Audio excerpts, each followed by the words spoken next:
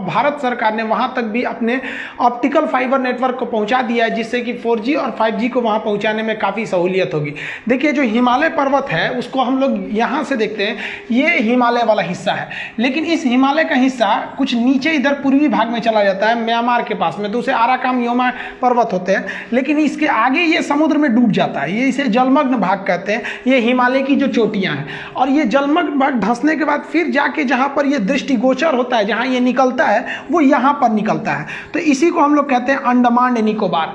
द्वितीय विश्व युद्ध के समय इस अंडमान निकोबार पर जापानियों का अधिकार हो गया था, लेकिन जापानियों ने सुभाष चंद्र बोस को अंडमान निकोबार गिफ्ट में दिया था। उसका नाम इन्होंने शहीद एवं स्वराज नाम रखा था।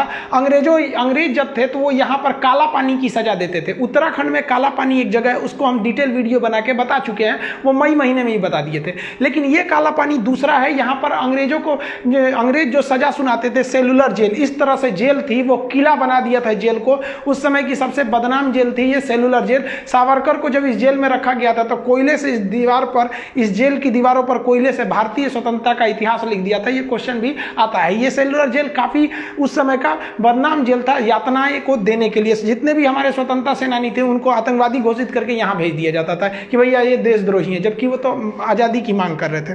तो ये हमारे जो मेन भूमि है उससे ये कट गया है। तो ये ज्यादातर लोगों को लगता है, बहुत से लोग, हम लोग जब छोटे छोटे थे तो हम लोग जब सुने थे कि ये अंडमान निकोबार हम ही लोग का है तो बड़ा आश्चर्य हुआ था, ये भी हम ही लोग का है, तो ये यहाँ से यहाँ कैसे है? भाई ये हमारा अधिकार है। यहाँ पर भी ये लक्षद्वीप भी है यहाँ पर। तो अंडमान निकोबार में कनेक्टिविटी नहीं हो पा रही थी, इसलिए यहाँ से चेन्नई से लेकर यहाँ तक में ऑप्टिकल केबल बिछा दिए गए हैं। आत्मनिर्भर भारत अभियान के तहत चेन्नई से लेकर अंडमान निकोबार में समुद्र के नीचे से केबल बिछाया गया है, वो वायर को बिछाए गए हैं। ये लगभग 2300 किलोमीटर है। अब ये ऑप्टिकल फाइबर के हो जाने की वजह से जो मेन लैंड से यहाँ हमारी जो टेलीकम्युनिकेशन जो स्पीड है वो इस ऑप्टिकल फाइबर की मदद से यहाँ तक जा सकती है। डायरेक्ट वहाँ टावर के थ्रू उतना स्पीड नहीं जा पाता है। अब यहाँ से अब सिंपली समझिए कि 4G जो होता है उसका मैक्सिमम स्पीड आप 300 MB पर सेकेंड ले जा सकते हैं, और वहीं अगर आप 5G की बात करेंगे तो 5G जो है तो मैक्सिमम 10 Mbps जा सकता है, यानी 10 GB के डाटा पर सेकेंड आपका मोबाइल अगर 5G है तो ले सकता है, एकदम हाई स्पीड में ले सकता है। लेकिन इसके लिए क्या है कि मान लीजिए आप यहीं से सप्लाई दीजिएगा 10 MB का, तो वहां थोड़ी ना जाएगा 10 MB या 10 GB। 100% कोई भी चीज नहीं पहुंच पाता है, बीच में उसका कई सारे जो डाटा होते हैं वो लॉस करते हैं, स्पीड भी लॉस हो जाती है। तो आपको हाई फ्रीक्वेंसी यहां पहुंचाना पड़ेगा, इसीलिए इतना वायर को बिछाया गया। अब इसको बिछाने के लिए करोड़ों रुपए खर्च आए। वो पैसे कहां से आए? इस पैसे को लाया गया था AGR के द्वारा। AGR किसे कहते हैं? Adjusted gross revenue. ये ग्रॉस रेवेन्यू क्या होता है कि जितने भी टेलीकॉम कंपनी है, जैसे Reliance, Tata, Docomo, Indicom, idea, Vodafone, जो भी है, इनको गवर्नमेंट कहती है कि भाई साहब आप अपना जो टोटल आप साल भर का व्यापार करते हैं, जो भी इनकम करते हैं, उसका आपको 5% हमको AGR के रूप में देना पड़ेगा। इसको कलेक्ट करने का काम करती है यूनिवर्सल सर्विस लेवी। ये एक तरह का टैक्स है जो AGR को लेती है 5%। अभी सुप्रीम कोर्ट में भी आप सुने होंगे कि 2 कंपनियों का AGR डिस्प्यूट बहुत भयानक पहुंचा था। एक वोडाफोन का था, एक एयरटेल का था। वोडाफोन का तो भाई पिछला हिसाब क्या था, ये तो हज को खरीदे थे। एयरटेल ने तो ये तक कह दिया था कि अगर AGR जो है हमारा जो बाकी हुआ डिस्प्यूट है, अगर ये नहीं हुआ तो हमें टेलीकॉम कंपनी को बंद करना पड़ेगा, क्योंकि इन लोग का तो कमर तोड़ दिया जियो आके। लास्ट आया लेकिन इतना फास्ट आया कि सबको सुला दिया। तो खैर ये एक अलग मैटर है AGR। लेकिन इन्हीं लोग के AGR जो था, इतनी कंपनियां थी, आप सोचिए ना, रिलायंस जियो के करोड़ों कस्टमर है, उनसे 5% भी लीजिएगा AGR के रूप में, बहुत बड़ा अमाउंट बन जाएगा।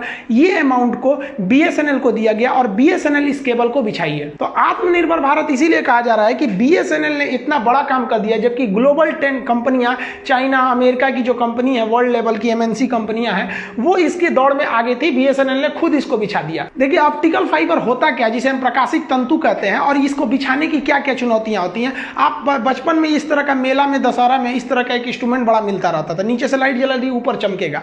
ये क्या होता है? यही होता है ऑप्टिकल फाइबर। ऑप्टिकल फाइबर कुछ नहीं होता है, एक मतलब शीशे की, पहले तो शीशे की आती थी, अब तो इसको प्लास्टिक का ही बना दिया गया।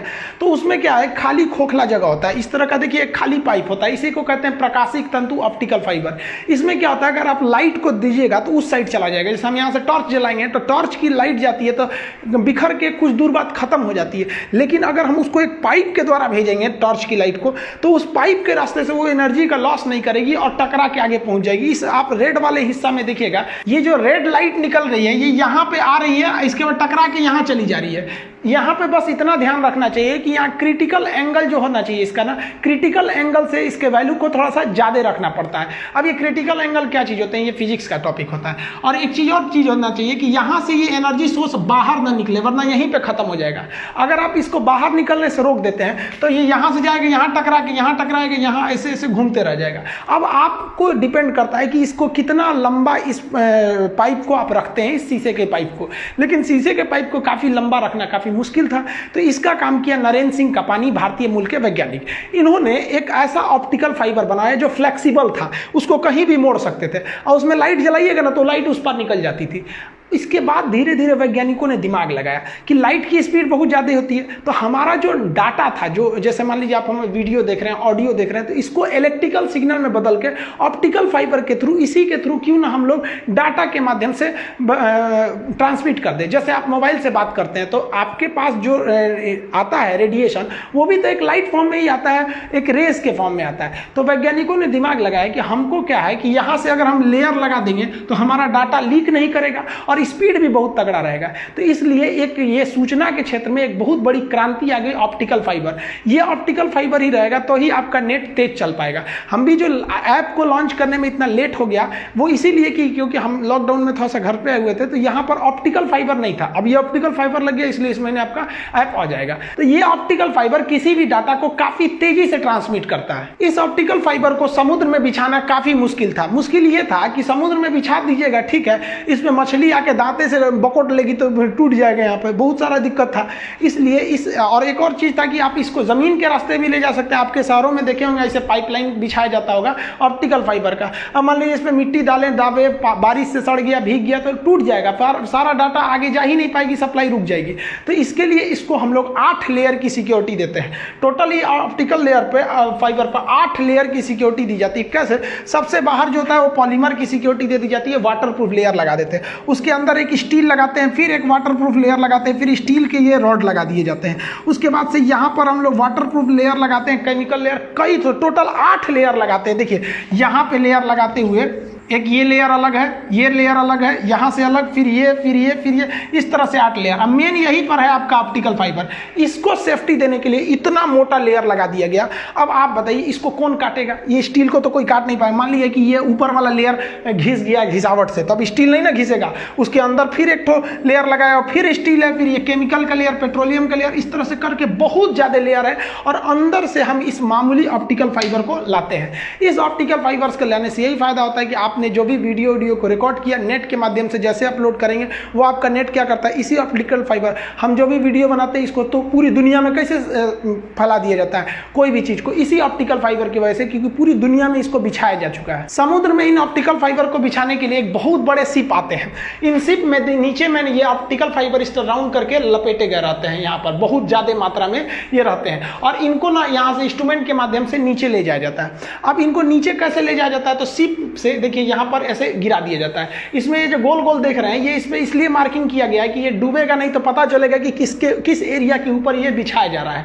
अब यहाँ से नीचे गिरा दीजिएगा, और एक मशीन होती है जो यहाँ से ड्रॉप कर दी जाती है। येलो कलर की मशीन देख रहे हैं, ये मशीन क्या करती है, मिट्टी को ऐसे बकोट लेती है। तो आगे से इसे मिट्टी को बकोट लेगी, अब पीछे से वायर को बिछाते हुए आ जाएगी और लेवलिंग करके बराबर कर देगा। तो समुद्र के नीचे गया और बिछा दिया गया, और ऊपर से लहरें चलेंगी तो वो भी एक तरह से बराबर कर देगी। ये शिप के अंदर पूरा केबल भरा हुआ है, ये मशीन को ड्रॉप कर देगा नीचे, ये गड्ढा भी खोदेगा और उस गड्ढे में पीछे से वायर भरते जाएगा।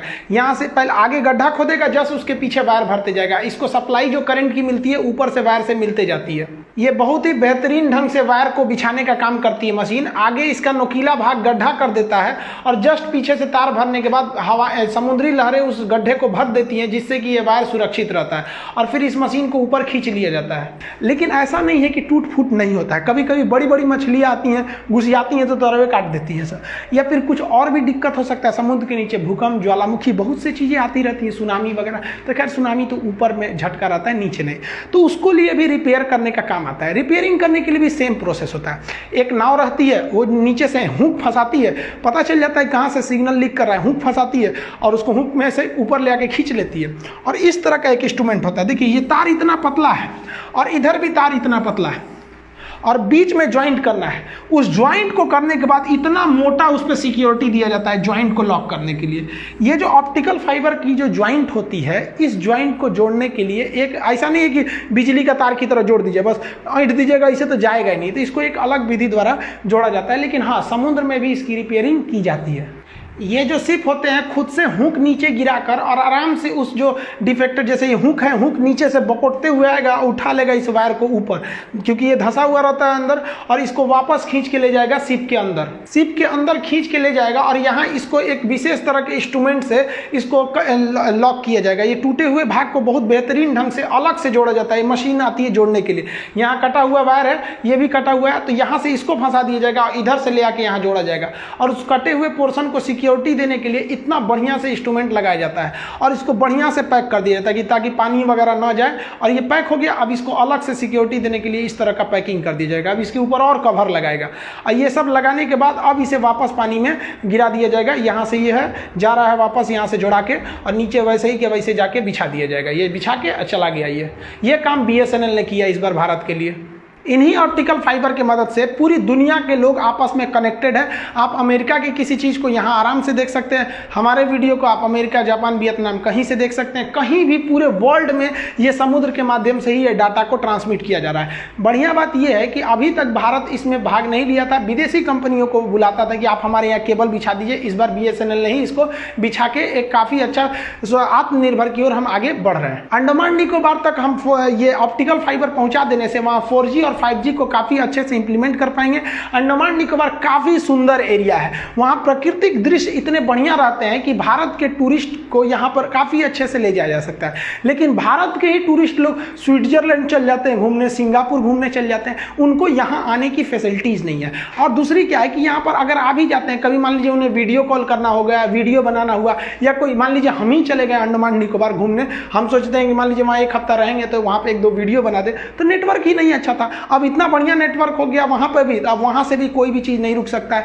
टेलीकम्युनिकेशन हो सकता है, टेलीमेडिसिन हो सकता है। और हमारी जो वहां पर तीनों सेना रहती है, आपको पता है, थल सेना, नौसेना, वायुसेना, तीनों सेना, तो उन्हें भी डाटा पहुंचाना है। तो जो अनसिक्योर डाटा है वो तो यहां से आराम से हम लोग पहुंचा सकते हैं, या उसमें एक सिक्योर लाइन भी भेज सकते हैं। इससे काफी मदद मिलेगा, खास करके अंडमान निकोबार के लोगों को, कि जो भारत से एकदम कनेक्ट, एक तरह से बिछड़ चुके थे, एक तरह से उनकी कनेक्टिविटी टूट गई थी। गवर्नमेंट जो है ना 5G को लाने का एकदम बढ़िया से प्लान बना लिया है और बहुत ही सोच समझ के गवर्नमेंट आगे बढ़ रही है। धीरे धीरे एक बार में ना करके जो 5G के लिए जो इंस्ट्रूमेंट लगने हैं, 5G तो केवल स्पीड दे देगा। अब मान लीजिए हम तगड़ा इंजन ले आ दिए कि बुलेट ट्रेन का स्पीड लेके चला है जापान से बुलेट ट्रेन, अब पटरी नहीं है उसको चलाने के लिए, तो कहाँ चलाइएगा, खेत में नहीं ना दौड़ाइएगा। तो गवर्नमेंट धीरे धीरे बड़ा अच्छा से काम कर रही है कि जैसे जैसे पैसा आ रहा है इन्वेस्ट करते जाओ, एक ही बार धीरे धीरे आराम से हम लोग 5G को लॉन्च कर सकते हैं। इससे कि हमको